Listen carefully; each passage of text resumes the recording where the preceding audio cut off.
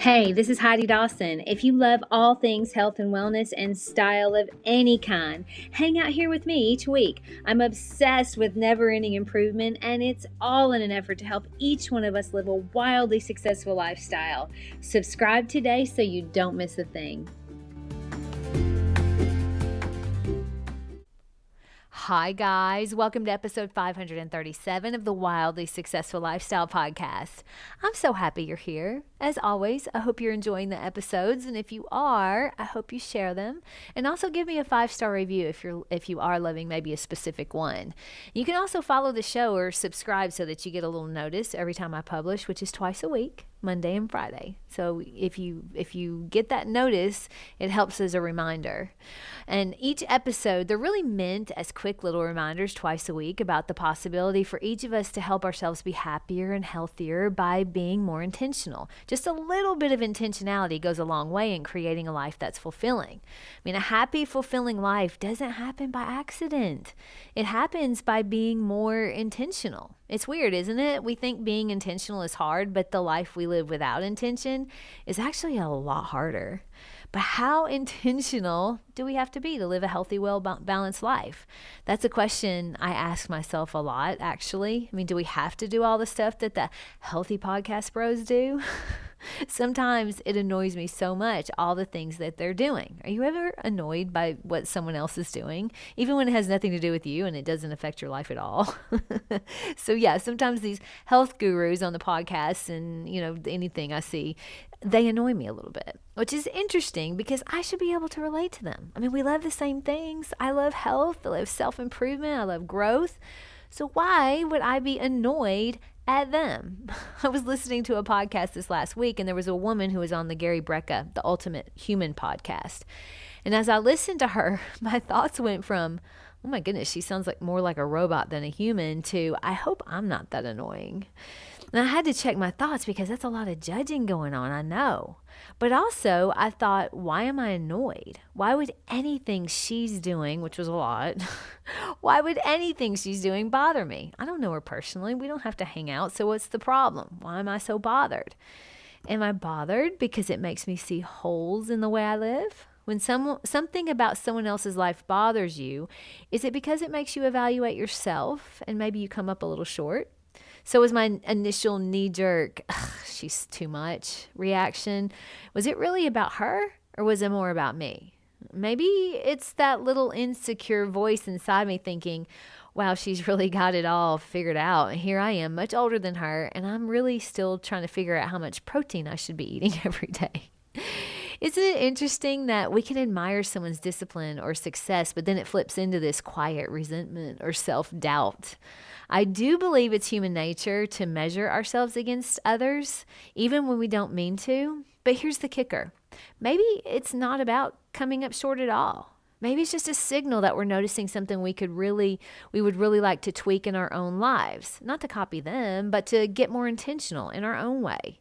I believe that the people we surround ourselves with daily influence us greatly. And that includes the people you listen to on podcasts or see on social media. So like her robotic vibe may have annoyed me, but a little, it may have annoyed me a lot actually. But it also made me ask myself hard questions. Am I enjoying the changes that I've made? Is my version of healthy still working for me? Are there things I need to add or subtract? You see, comparison's tricky. I think it's a quick way to tear yourself down, and I've talked about that on podcasts before. I think it's a terrible thing to do to yourself. But if human nature takes over and you do compare yourself, can we make something good of it by letting it nudge us forward? I mean, there's definitely a reason this girl struck a nerve with me. Now that I think of it, I've noticed that people are a little extra often do strike a nerve with me. And by extra, I mean standing out, being extra talented, being extra special. I mean, if I really wanted to take a deep dive into why, I may have the answer. I actually have the answer for myself. And the only reason I have it is because I was listening to Tony Robbins on his podcast this last week. He was talking to a lady attending one of his seminars. Now, she stood up to respond to a question he had asked, but he was talking about how sometimes understanding why you do what you do will involve understanding how you were raised. He was saying that the parent that you crave the most love from plays a really big role in how you are today. So when you think back to what you had to do or how you had to be or act to get that love from that parent, more than likely you still do that thing to this day because you grew up doing it so that you felt love. It's so interesting to me. As we often do, I took what he said and I analyzed how that works in my own case. And I realized that even though I love both of my parents the same, they're awesome, I did kind of crave love and attention a little more from my dad. And giving it some thought, I realized that in order to win love from him, I needed to kind of toe the line, to play small in a way, to not be extra. Don't be all that I knew that I could be, because that doesn't really work well growing up in a strict religion. It gets you in trouble. So he was looking out for me. I know that. There were times when he told me in an effort to keep my feet on the ground that I wasn't that pretty, so I needed to scale it back. And when my class put my name in for homecoming queen, I was told that wasn't impressive and I needed to take my name out of the running, which I did. I was actually scared to tell my dad that I'd been nominated in the first place. You see, success in his eyes really only came through the religion. It was like a light bulb went off when I realized that it kind of was the reason why I seemed to always sabotage myself when I started getting too fit or maybe getting a little bit too much success. I noticed that I would scale back in order to play small because in my little girl mind, that meant love would be held back too. But like Tony said, who you had to be as a child is not who you have to be as an adult. It sort of puts an exclamation point on a quote that I read this week on X. When you're born, you look like your parents. When you die, you look like your decisions. Oof, that's a big, strong, harsh statement, I think, but it's really true if you think about it. See, I'm no longer the little girl that has to play small to be loved. I can be as extra or as intentional as I want without losing any love. I no longer need to sabotage my progress to not bring attention to myself. I also don't have to roll my eyes when someone else is being extra because that has nothing to do with me unless I let it. And if I do happen to let it, I hope instead of tearing myself down, I let it nudge me to move forward.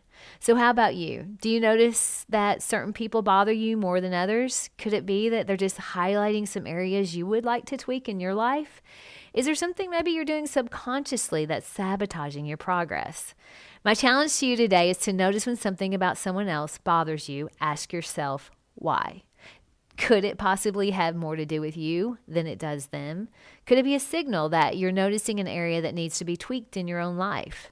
It's not a comfortable question, I must admit, but knowing the answer could explain a lot and also could be crucial in moving you forward. I know it was for me. Share this with 3 people who are forward thinkers. I love you guys. I'll talk to you in a few days.